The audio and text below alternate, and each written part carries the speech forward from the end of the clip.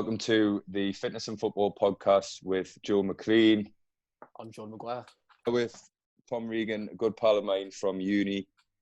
He's got his own sports psychology company and has worked with athletes all across the world. He's now living in Canada. So good to have you on, mate. How are things going in Canada? It's going all right, to be honest. COVID didn't really hit here, so I've been working right through, so nothing really changed for me.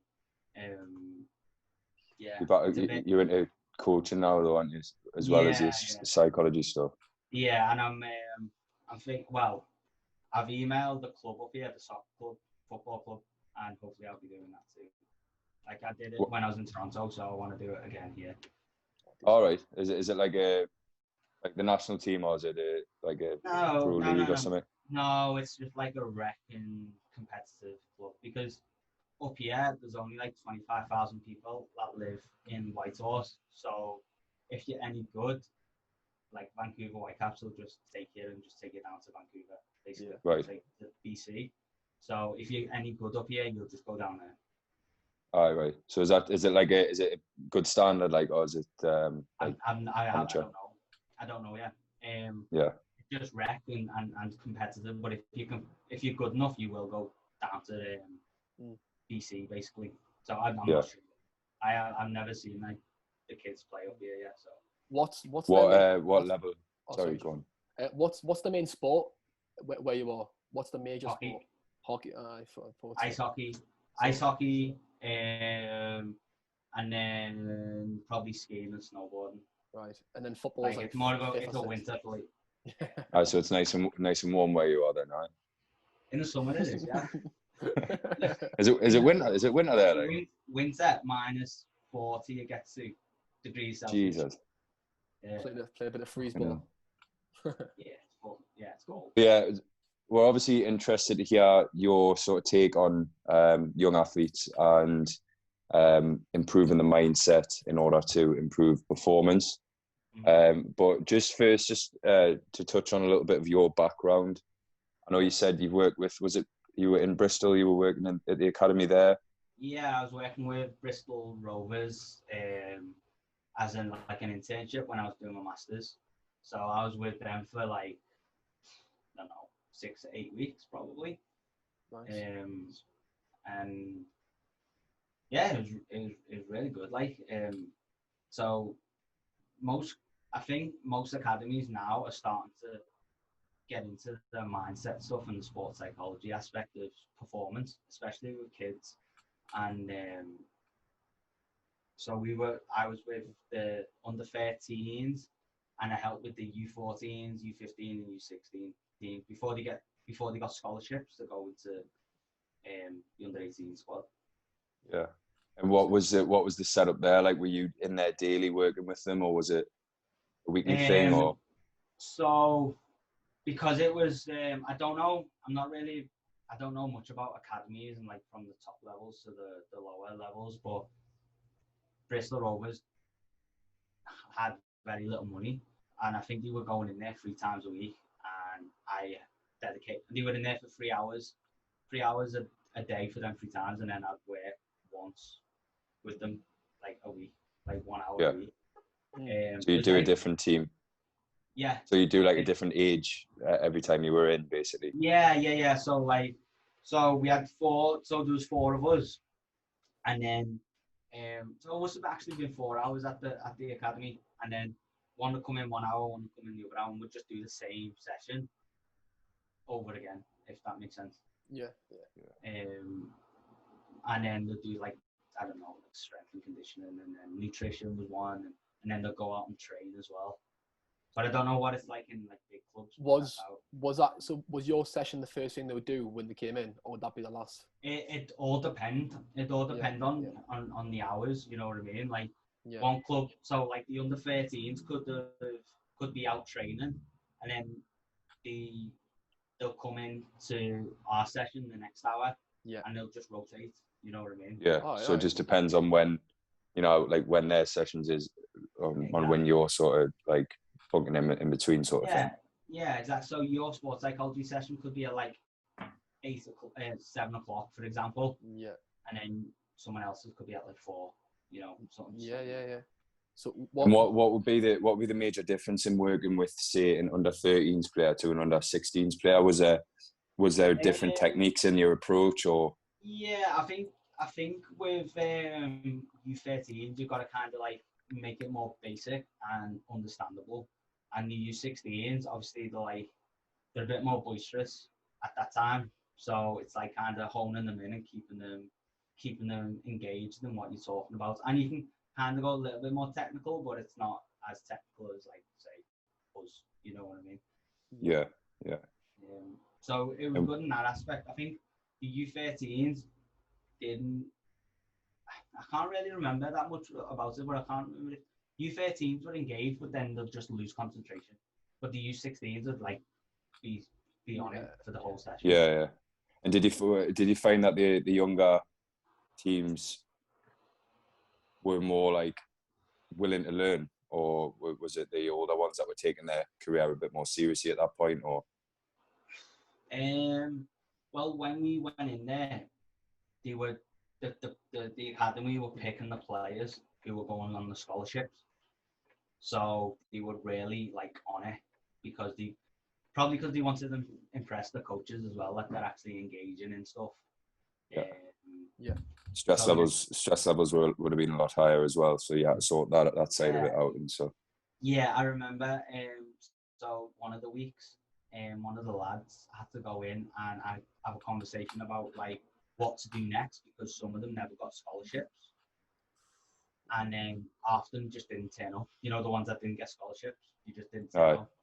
Yeah, you just had no growth mindset whatsoever. You just thought, you know what, like that's it.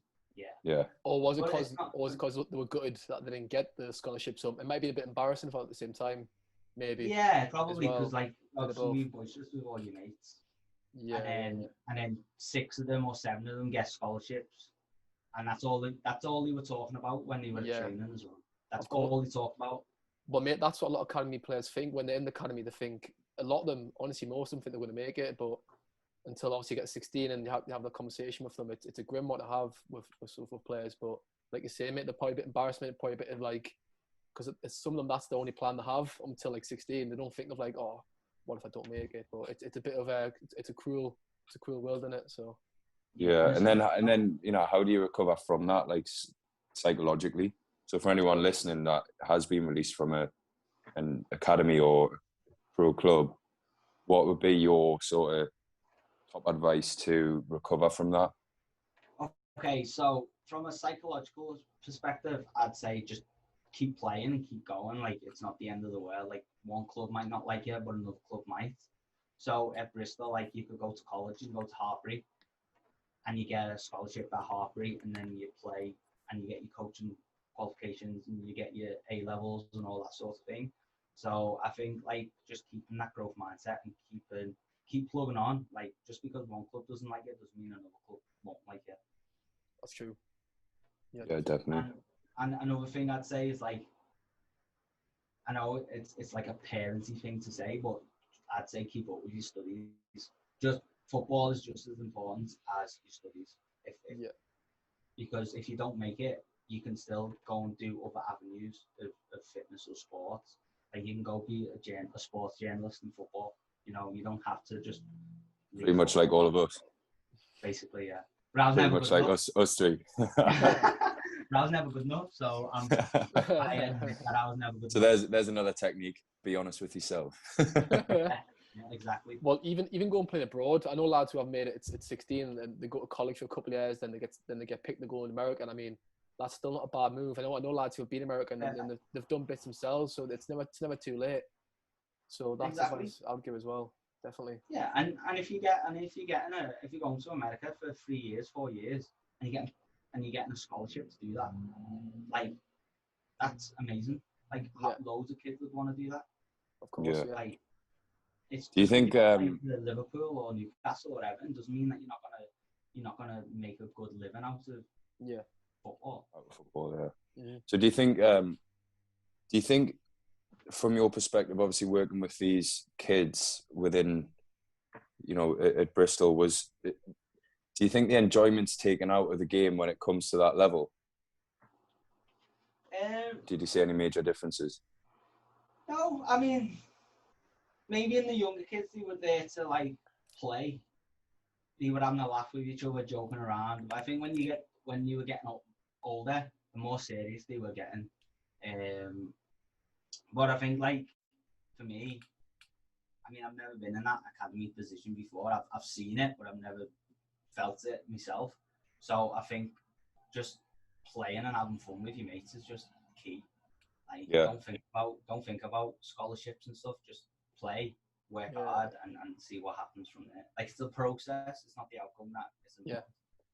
Yeah. And in terms of business, I've always said, you know, do what you love and the money will follow. I think a lot of the time, 16, 17-year-old footballers that are at that level are sort of seeing the money before they see the football a lot of the time, which will obviously have a massive effect on their mindset.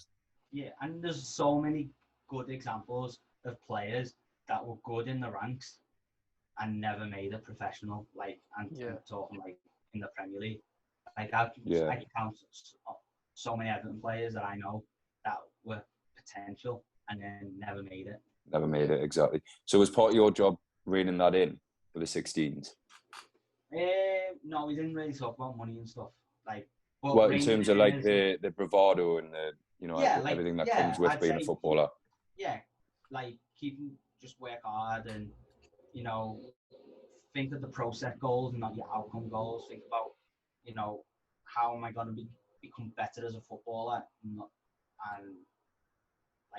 the money you're going to make.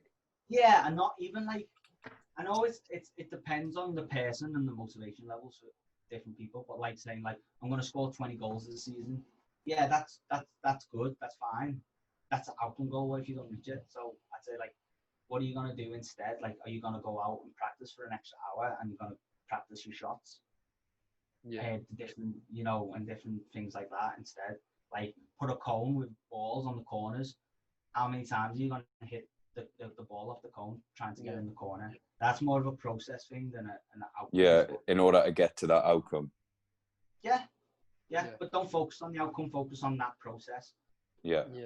So in the classroom, what sort of things were you going over? Or was it in the classroom you're working with the lads? Yeah, so we were in the classroom and then sometimes we'd go out and see them training. So, because at the time, like, growth mindset was a massive thing and it was just coming through. So we were focusing on growth mindset, teamwork, because the U13s were very much individual players. They weren't that collective. So I had to work with like team bonding, team building sort of thing. Like, but it was mostly the growth mindset. And so growth mindset, is that one thing? Because like, to someone who isn't obviously in psychology, they might think growth mindset is just thinking how you can get better at something and grow in a particular thing. But is that literally what it is, or is there certain things that come within that? So the basis of growth mindset is that you're not fixated on, like, your traits are not the be all and end all. So, like, for example, if I can't draw, like, I just say I'm not going to draw. But the growth mindset shows you that, like, if you practice at drawing and you keep practicing and keep doing it, you're going to get good at it. So basically, in a nutshell, yeah. And not hiding behind exactly, and hiding behind the things you're good at. For example, a player who's right-footed only using their right foot isn't going to get them anywhere. Exactly, because that's instant gratification. Yeah. Because they know they're good at it, so they'll just. You see it in the Premier League as well. Like, how many players try and shift onto the stronger foot because you don't want to count it. Yeah, which I suppose, look, play to your strength in a performance, but during training, that's it's more important to work on your weaknesses. Mm-hmm. But even though, imagine, like, all right, the ball's coming like from the right side, right, and it's coming onto your left foot to put it into the far corner.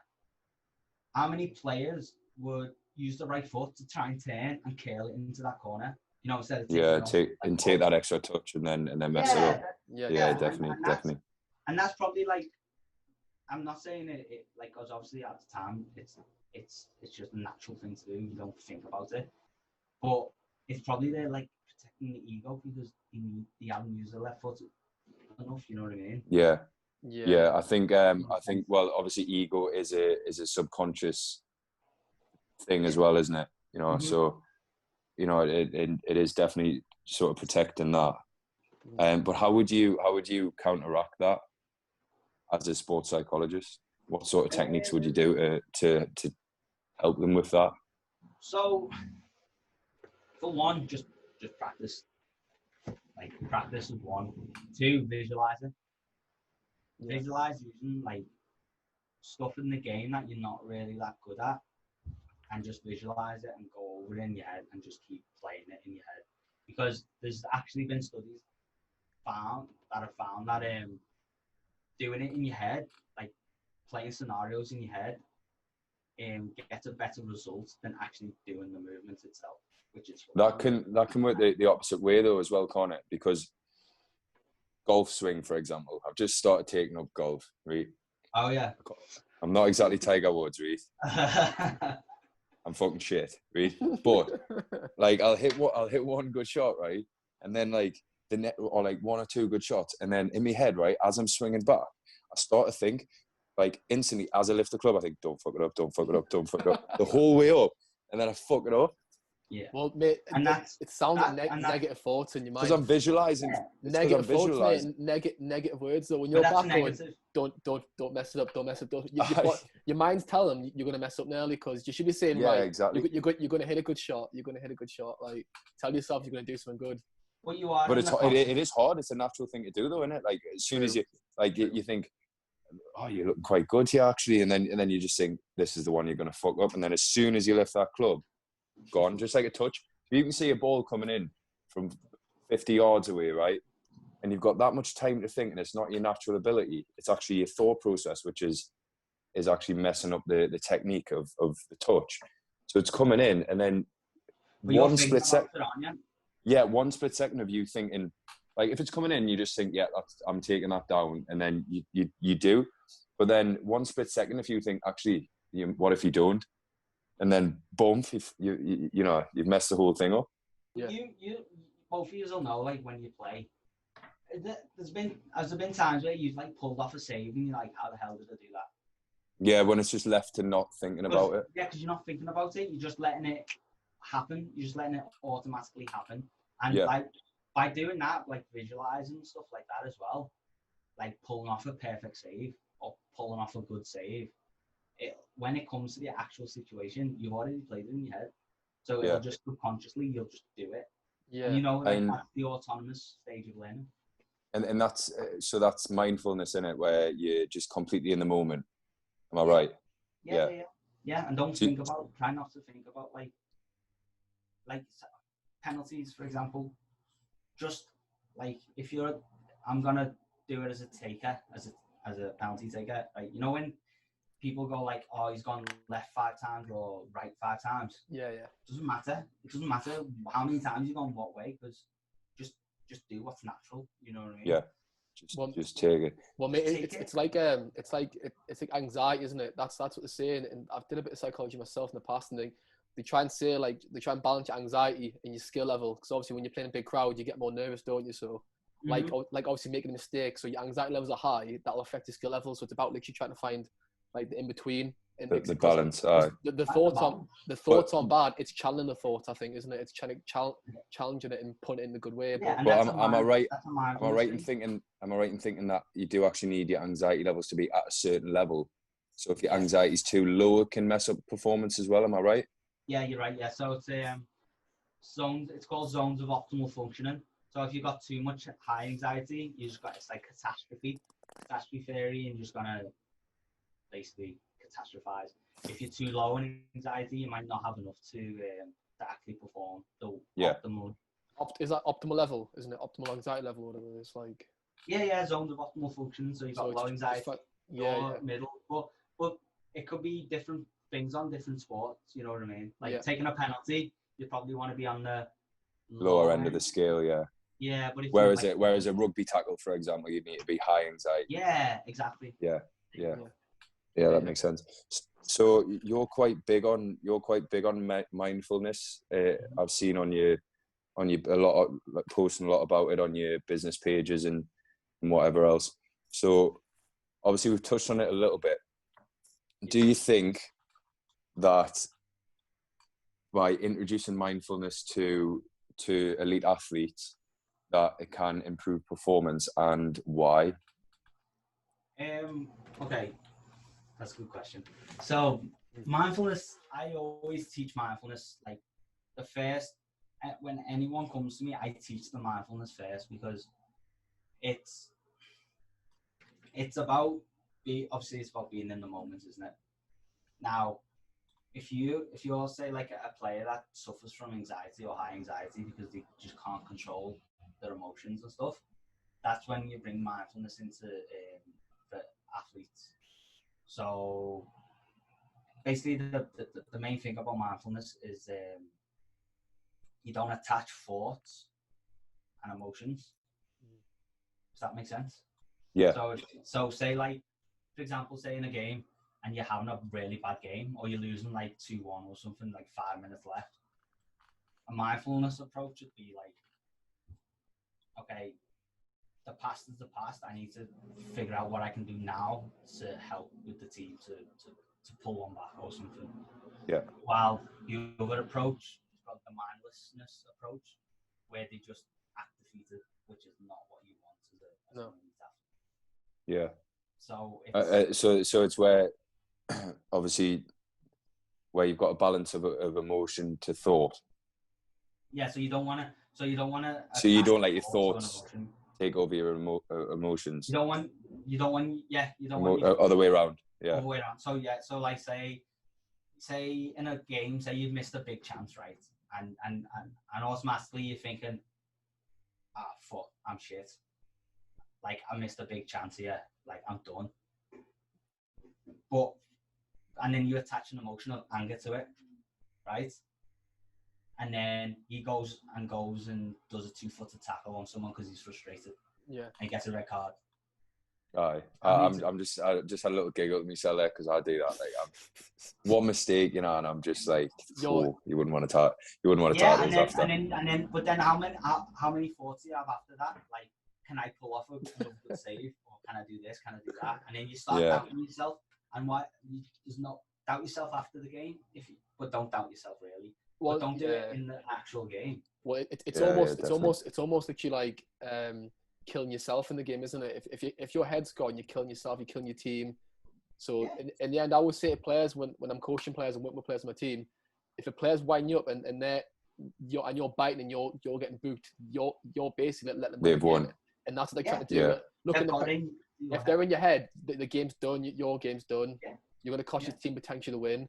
Obviously, especially individual sports as well, it can be suicidal almost. You know what I mean? So on that, like, what is the technique to, in a game situation, a game scenario, how would you reduce your emotional sort of like processing? Let it go. Yeah. And is there any techniques like breathing techniques or? Yeah. Okay. So I use a dial. So if you don't want to feel an emotion and say it's like a 10, you want to dial it back down to 1. And if you want to feel like a positive emotion and a happy emotion, you go from 1 to 10. And that tends to really work with the athletes that I've worked with. Right. Obviously breathing, like slowing your heart rate down, because when you're anxious, you tighten up, don't you? Yeah, it's a physical anxiety as well as the mental. Yeah, and like even at half time, like just breathe, or do relaxation techniques like a body scan, like in your spare time, and then it'll just teach you how to like release like tense muscles, and it should release that anxiety. Is that through breathing techniques? Is it or? So yeah, you can do breathing techniques. So you can just lie down, put your hands on your stomach, and just deep belly breaths, and focus on just that. Or you can do body scan, which is so say like your bicep, for example. So you tense your bicep, and then like release it, and you do that through your whole muscles, and you'll feel like really. So you sort of tighten up and then feel yourself relaxing. Yeah, exactly. Right. And another thing as well is that because you could do that on the pitch. Obviously, you know, say like a centre back, goalkeeper. Well, anyone, the ball isn't around them constantly, is it? So if you're feeling that level of anxiety, would you recommend a player doing that, or? Yeah, like put them in your fist, like all them negative thoughts in your fists, and just let them go. Just let it go. Yeah. Just let it go. Yeah. Also, and what about visualization? Yeah. Can you?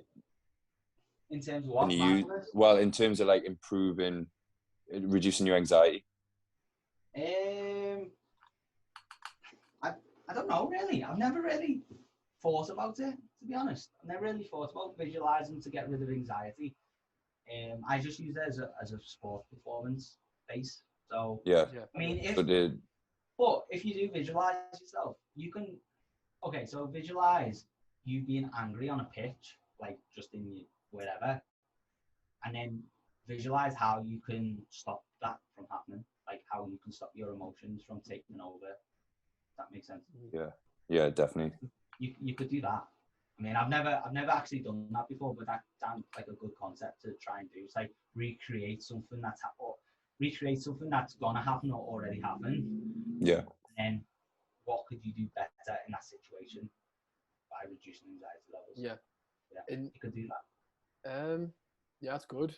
In terms of a routine as well, it's something I believe in personally, and I preach it as well to the players I work with. I believe routine's a big thing. I was going to mention routine actually. Everyone's got a routine. I think even in life. I bet we had ones that we used to do like before we played a game, like.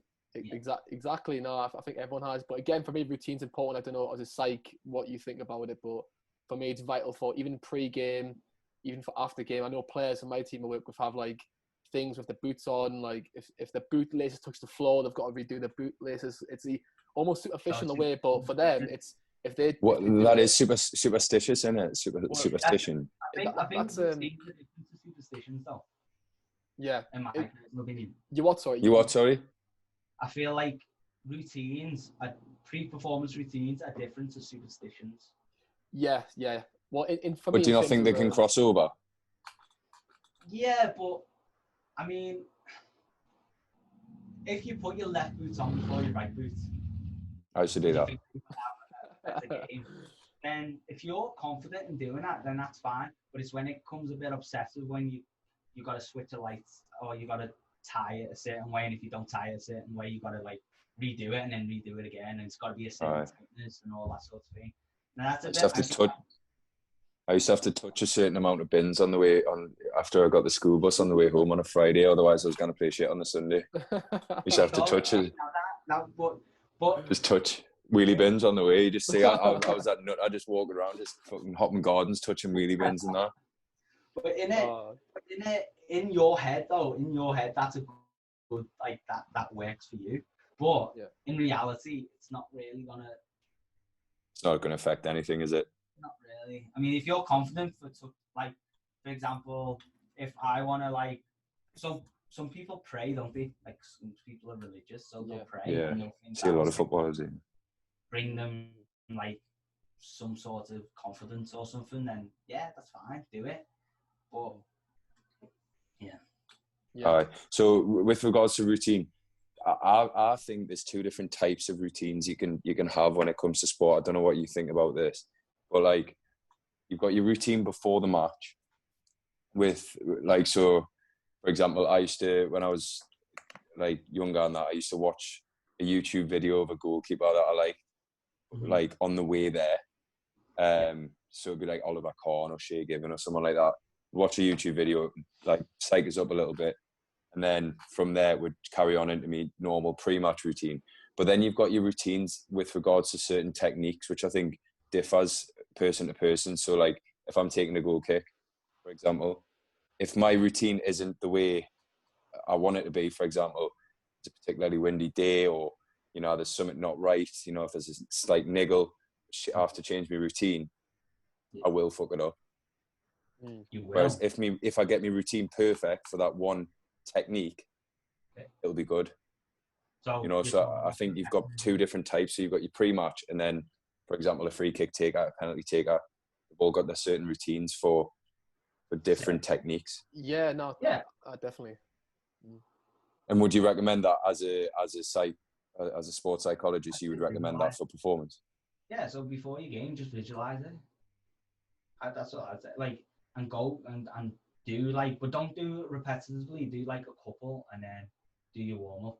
You know what I mean? Like, you don't want to take like 20 free kicks while you're warming up. In my personal opinion, I wouldn't do that. And just visualize it. Just visualize it. Like, going. So, what? So for me personally, I'd visualize when I'm in the box in different certain positions in the box. I mean, I didn't mean I'd score, but I'd try to. You know what I mean? I'd try to visualize it, and I'd try to visualize where I'd be in the box and where I'd shoot and things like that. Is that during or before? Before. Because obviously concentration then is... Oh, no, you can't. I think don't visualize during the game. Just beforehand. Just let it naturally happen in the game, yeah. Ah, yeah, got you. Some players I know, though, on corners, they do see they visualize it on corners just before they take it. So if you know, because I mean, when I used to take corners on players and take corners, some players like putting the back post all the time. You visualize when you go back post. I think it does kind of help at times before free kicks. Yeah. I know a lot of professional players with Pirlo, they used to visualize in every position that they would take the free kicks from where they wanted to go beforehand, and they'd almost like have tunnel vision. In the state, used to work for them, but obviously that's free kicks, so that's you've got a bit more time, haven't you? But you don't. I wouldn't do it in play, like as in. No. Don't do it like if someone's coming along the right wing and plays it across. You don't want to visualize it. You just do it. You know what I mean? Oh yeah. You don't think about it almost. Yeah. So in play. Yeah, in play, don't visualize. Yeah. But like if you got a corner, like you can visualize it. Yeah. And do you think? So the quiet eye. Do you touch on that a lot to younger players coming up? No, I haven't. No. I haven't looked at quiet eye since uni. Since uni. All right. I'm really because my sports that I've used don't really need quiet require it, like strength training and stuff like that. Yeah. I mean, so for anyone listening, the quiet eye is an elite player will focus on their target for, I think it's a second, isn't it? A second more than, or a split second more than what a non-elite athlete would. So, for example, when you said Pirlo there, he'll focus on the ball and where he's hitting it for that split second longer than what an amateur player would. So that's the sort of like differences in mindset towards like. But can you improve that, or is it just a natural thing? You could improve it to an extent, but I think it is a natural thing. Like, look at darts players. Darts players have got like the best quiet eye you can think of. Like, just 20. Yeah, just focus. Yeah, I mean, you could if you play. Do you play darts? No, I've just started my golf. I'm taking it one by one. Joe can't play darts. Because I'm normally pissed, you know what I mean? My quiet eye is fucking not quiet anymore then.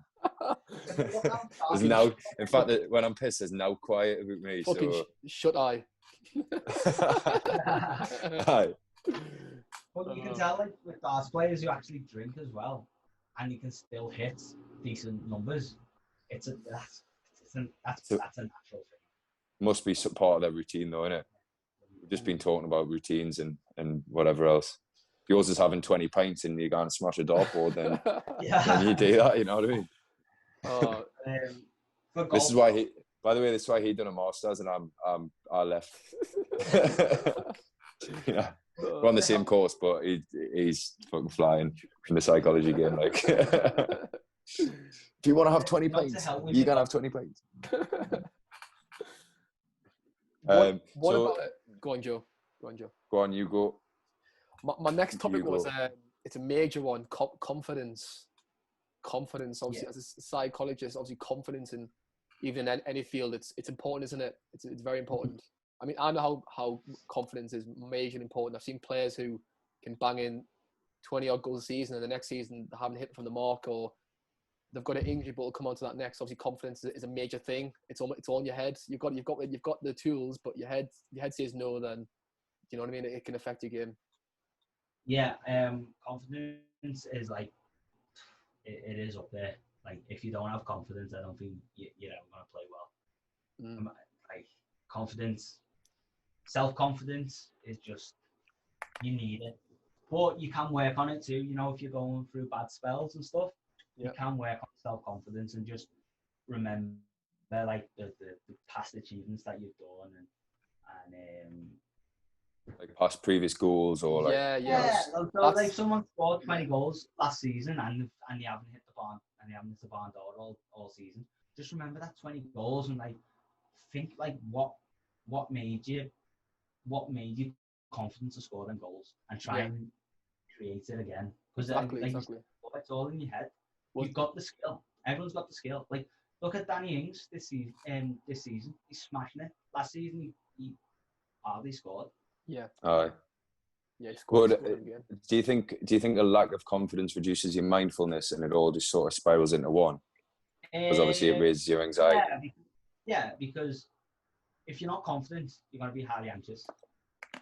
Every time you get that ball, if you don't feel like you're going to do anything with it, you're going to fuck it up, basically. That sounds like Joe Litton a bit, in a minute. He could do with a chat with you, mate.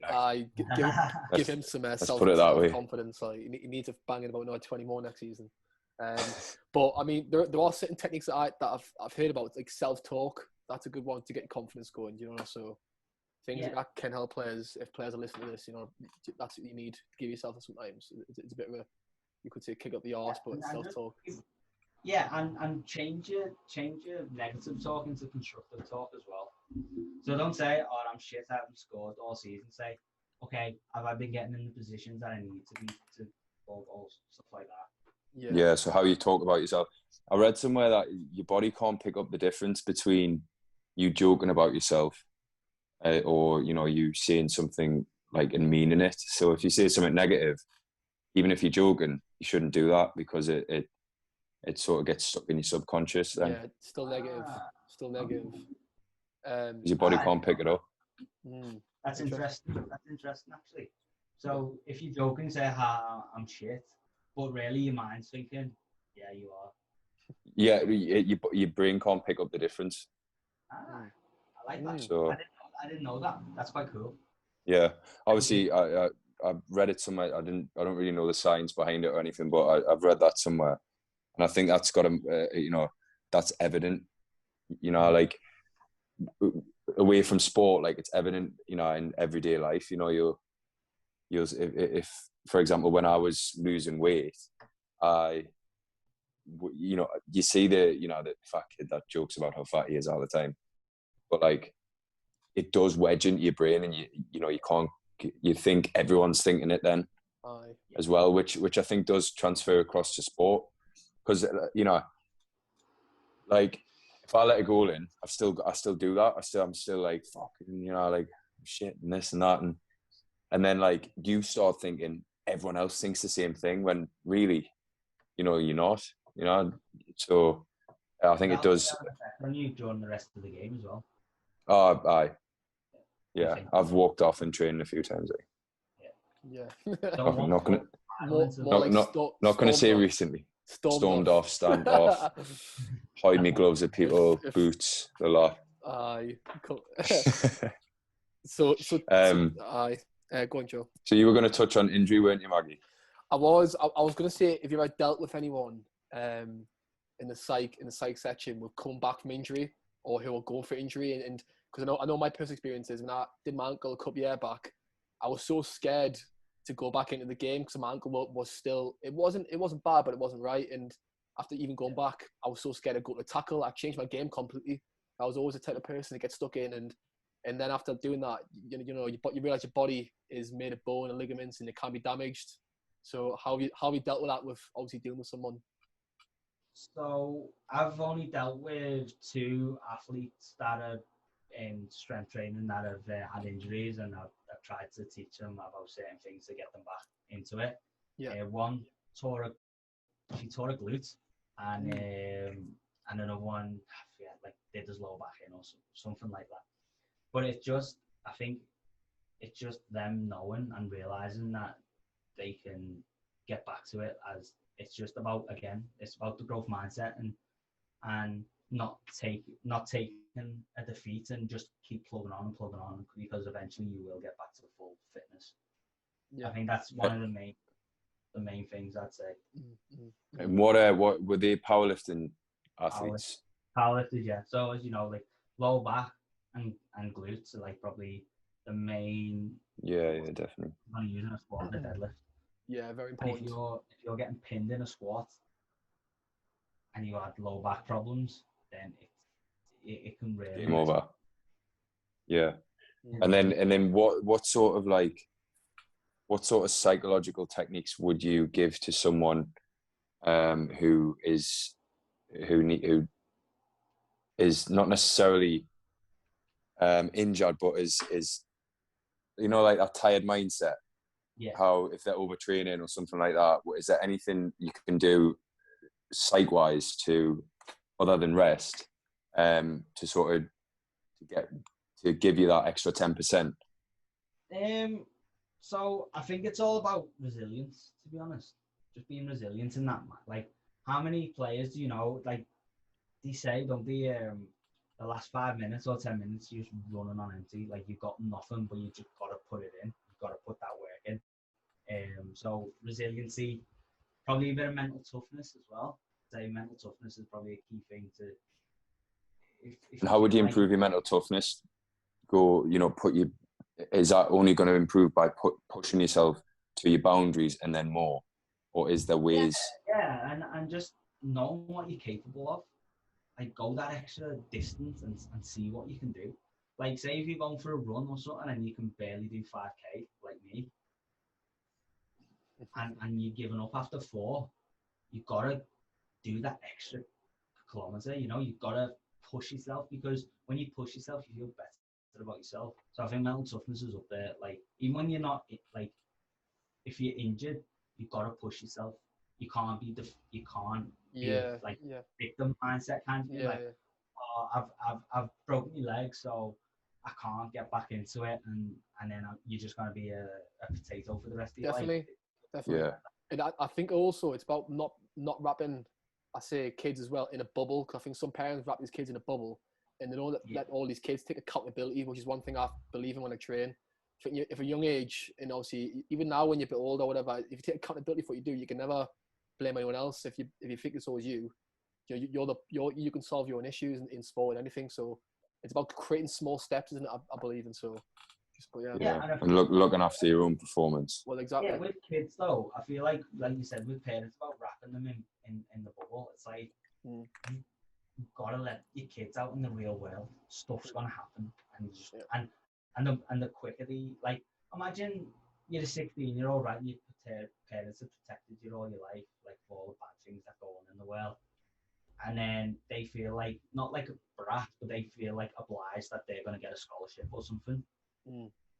And then they get really disappointed when they don't, and then they'll just lose all motivation. You know what I mean? 100%. Yeah, because they've been spoon-fed. Life, and they're like, oh, you're great, you're going to be amazing, and then you don't get the scholarship, and then the kid's like, hang on a minute, I thought I was amazing. That's what I'm saying. That's what I'm saying. Exactly. Yeah. And what? Sorry, can I just say one thing about an injury about before?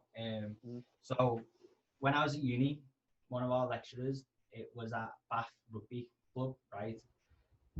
A lad done his ACL in his knee. He done his ACL in, rehabilitating his knee, and then he was fully fit, like physically fully fit, but in his head he was like, to his coach, he's like, I can't do it. I can't get in there yet. I'm not ready. Even though he was fully fit to do it, and his coach was like, no, you're playing, because I forget who it was. And he's like, no, you're playing. And as soon as he fucking went onto that pitch, he did the same ACL. Oh, what reoccurred? Because his head wasn't ready. Oh, in his head. Right. But he did both. He did the same knee, and that's how you know. You see that a lot, though, don't you? You see that a lot. I'm sure Michael Owen broke his metatarsal about 4 times or something. I'm sure Shearer did as well. And is that because you then subconsciously? Is that because they're subconsciously overcompensating for that injury? I don't know the science behind it, but maybe they're just like not hitting the tackle as much as they should, like because they're scared of getting injured again. Yeah, they're pulling out and stuff like that. As you know, as a coach, you tell the kids to go in 100% just as they are, because if you don't go in 100%, you're gonna get hit. Yeah, 100%. Yeah, it's true. If you go half-hearted, you come out the worst. That's exactly. It's a given. That's a head thing, though. Yeah. That's in your head. That how many players go in for a crunching tackle and get the ball? You don't get injured. Most of the time, you don't get injured. Yeah. It's the other player that's probably like, oh, I don't really want to go into that challenge, and then they'll hurt themselves. So again, that's a mindset thing. Yeah. You're back out because your limbs are weak because it's not on the floor or whatever. So yeah, and you're not putting tension through your leg. Yeah, exactly. Do you think negative reinforcement can be a benefit in sport, or do you think it's got to be all positive within young athletes? Because we had a coach that used to fucking annihilate us, like if we even, I think negative. I don't know, just anything, just used to annihilate when we did good things, and it was just constant. But I do feel like I had a lot of improvement while I was under that coach. It depends on the individual. I think everyone's different.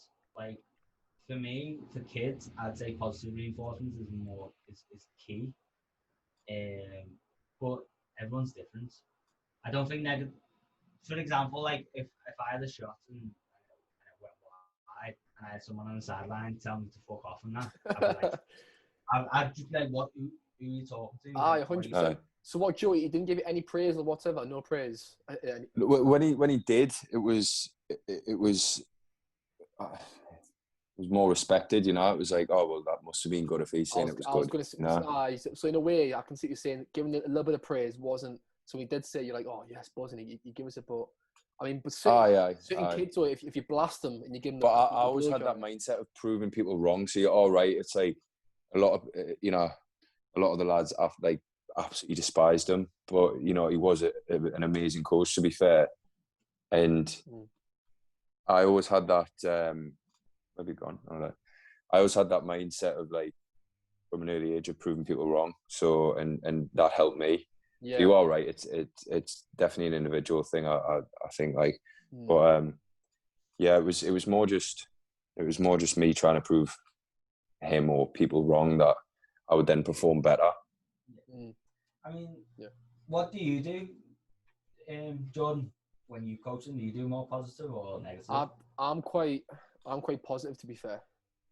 Especially if like working with like under 16s. If I'm working with under 16s and below, I'm quite positive. I'm quite giving a lot of praise. But I've worked with obviously people who are similar to age to me when I was at uni, the first team. And obviously, you can't be scared of not giving a bit of, you could say, a bit of negative feedback to players because they can take it and you feel like they can. But some young kids, you've got to be careful who you talk to. It's man management. Some kids, if you give them grief, and some kids can't take it, so you've got to word it differently. Or some kids, you've got to literally put arm on the shoulder and say, look, you can do better next time. But some kids, you can give a bit of negative feedback. But it's like what Joe said, it's individualization. So every kid's individually different. So and you've got to realize that. So that's why you've got to be careful when you go into coaching or go into... Yeah, that's what I do in my coaching. Obviously on the fitness side of it, it's all positive. Yeah. Because the motivation to get up and go it's got to come from within, and the best way to improve your internal reasoning for exercising, for example. So I don't know what the technical word is for it, but your internal reason. So what's the types of motivation again? Intrinsic motivation. So where it comes from within and you want to do it. Yeah. The only way to improve that is through positive outcomes. So, for example, you hit your first weight loss target. Yeah. Should be the same because you love football. You don't want to hate football. Like that's what I feel like with like pushy parents and that. Yeah. And they try and get the kids into certain sports, but they don't like it. They'll play it, but then eventually they're just never going to play it again because they've got an unhealthy relationship with the sport. That's true. And the pushy parents. Yeah. It's how I feel about some parents that I know pay their kids money for scoring goals at a young age, and these kids are like 10 or 12. So, and personally, I don't believe it because I think it gives a wrong message for kids scoring goals. I know some parents are doing it, and I think it also. I think then that something like that would increase that ego that we were talking about at the start as well, wouldn't it? Yeah, but I mean, if you're 10 years old and you're scoring goals, you're getting paid for scoring goals at that age. You sort of realise that you're there. It's not the right motivation to score goals, because then the kid that I'm on about, won't mention his name, he's not passing the ball to team members when they're wide open because he's getting paid to score. Yeah, exactly. So it's affecting not only the team, but it's affecting him as well. His performance as well. So think of it that way as well. So yeah, I would have been fucking skint as a kid if that's all I got paid for. Like you'll be in debt. You'll be in debt. I think some positive reinforcement though is maybe not like as a reward, but like my dad used to buy me footy stickers when I was a kid when I used to score. Yeah, and then, I used to get football boots like if I'd but obviously it's different for a keeper, isn't it? I think I got a pair of boots once. And I scored I think I scored from my own box in the 7-a-side games, and that was my mum and dad with that. They were like, "What the hell? There's a pair of boots. Have what you want." That's not bad, is it? No, but I think if you balance it out right, you can use external factors, so like boots or new pair of gloves or football stickers, money, to increase that sort of internal drive a little bit. Whereas if you're doing it every time they score a goal, then what's that teaching? The problem is though that when they don't score goals, then they're gonna not want to do it because they're not getting a reward from it. Yeah, exactly. Yeah. So they're not. It's like me if I watch it. It's like me if I watch a football game, right? And I've got a bet on it, right? Say I'm watching the game, I'm enjoying it, but then the last 10 minutes I realise one of the players that I had on my bet builders went off. I will, even though I've been enjoying the full game, I'll turn the fucker off. I didn't want to watch it. You know what I mean? When Shelby got took off yesterday, that was it for me. Like, turned it off. Mate, it's a bit like that, isn't it? You know? Yeah. It's like, what's the point in playing now? I haven't scored. There's 5 minutes left. I haven't scored. I'm not going to get paid for that. I'm 10-year-old. Not play because you like it. You'll be asking a guy from your team. He's 10 years old. Mom, I'm off. I want to go down there and see how it goes. They're offering £1.50 more. But no. So just to recap a little bit, what would you say would be your top 3 psychological factors which affect performance, and what is your best technique pre-performance to improve performance? So 3 factors which are going to affect it, and then how can you improve the biggest factor? Like the psychological things that I'd suggest for people that you personally, as a sports psychologist, believe will affect performance for athletes in general, not just football, just athletes in general, but obviously. Okay, let me try and think. Okay, so I'm going mindfulness as number 1, right? Learn mindfulness. It'll save you so much anxiety. It is one of the best things I've ever done. I'd say, that would be in terms of everyday life as well, though, wouldn't it? Yeah, you can use mindfulness in everyday life. Yeah, but it'll have a knock-on effect with your sports as well if you do it properly. So I'd say mindfulness is number 1. I'd say like a growth mindset, so never stop learning. Like every day is a school day. every day is not like even going on YouTube or something and like putting in your favorite player. Look at the way he moves. Look at the way he scores goals. Look at he does this, he does that. You're always learning. And I'd say visualize it. Visualize them techniques and just do them over and over again in your head. Yeah. And then in terms of pre-performance routines, I'd probably do like muscle relaxation, to be honest. If you're feeling highly anxious for the game, and just like try and again mindfulness and just try and like not let your thoughts and emotions override each other.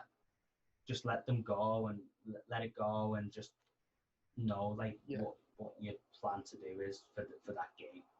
Yeah. So stand there and clench your fist and focus on only that fist clench and don't think about anything else around you. That would be a mindfulness technique. Well, yeah, if you got anxiety or something, just like really think and just let it go.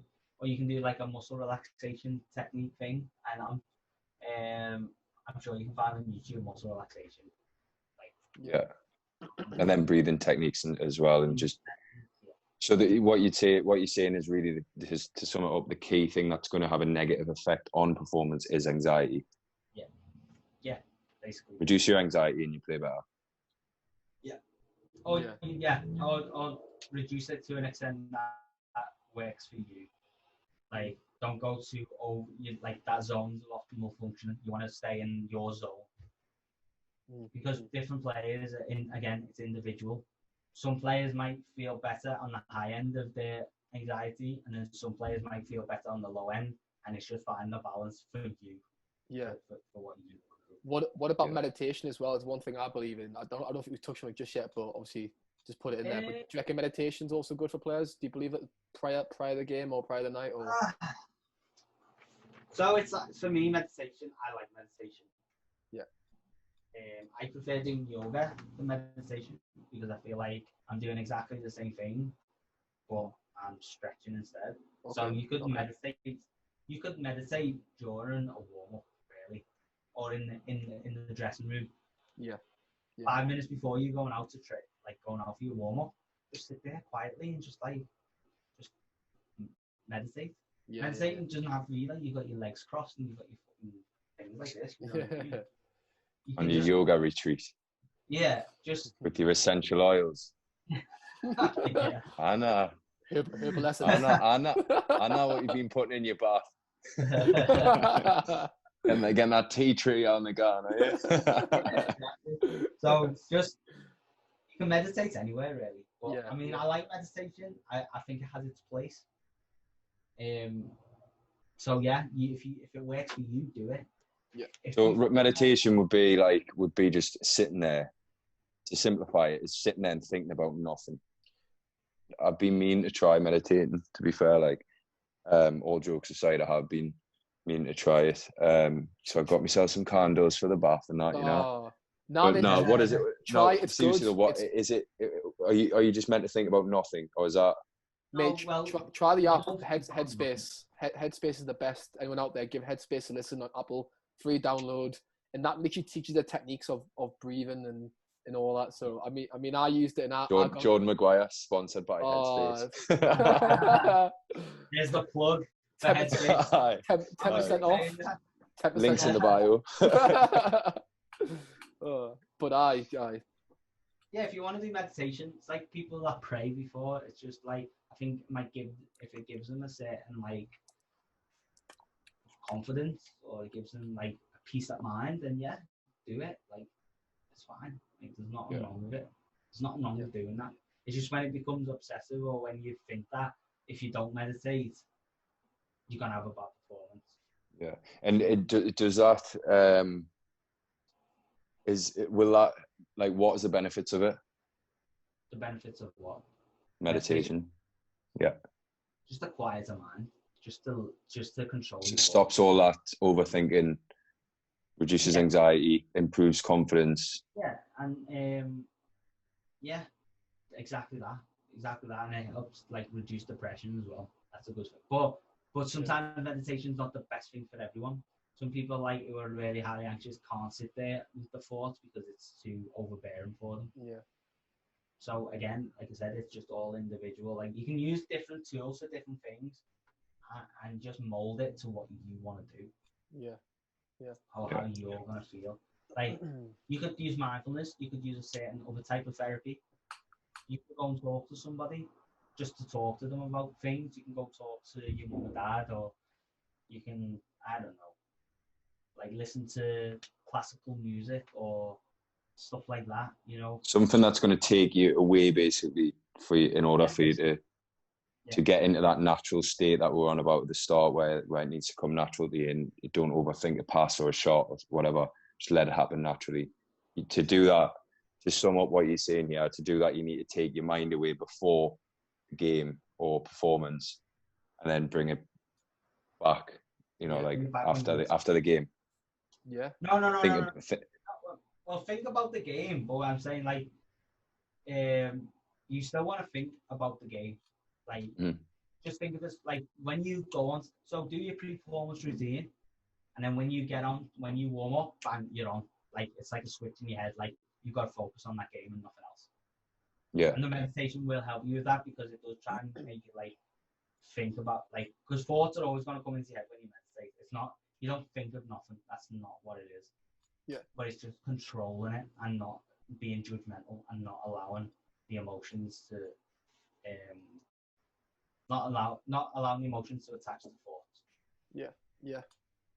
And what, right, one last thing, body image. Do you think that has an effect on performance? For example, I know I've got a list as long as my arm of examples of people, even myself included, where if you feel like you look better on the pitch, for example, you get a new pair of boots, or, you know, you've done your socks right, or, you know, you like the strip you're wearing or something, and you feel like you look good, or you look the part, yeah, I've got then they perform, me included, perform better. So, to me, I love the number 15. I always play with number 15. I'm 11 and 22, but I don't wear it on the football pitch. That is my numbers. Like 15 is just my number, and I feel like I get a certain confidence doing that. But it's not the be all and end all. A number on my back's not going to determine if I play well or not. Yeah. Mine's 9. Just saying. Well, it's like, it's our mate Eddie. He's a class footballer, right? But he doesn't like not having number 7 on his back. Yeah. It's like a big, you know, it's a big thing in the change rooms. Like, that number 7 stays there for him. Otherwise, it's game over. If not, like, mess around with Eddie, like, give him number 5. See what happens. Give him number 5. Right, guys, thanks for listening. This has been the Fitness and Football podcast with Joe, Jordan, and Tom. Good to speak to you, Tom. Cheers for getting involved. No worries. All right, cheers, Tom, again. I'll put a link below for Tom's following, social media, Instagram, all that, if you guys want to keep in touch and just see his journey. And yeah, we'll see you guys next week. Take care. See you later. Bye-bye.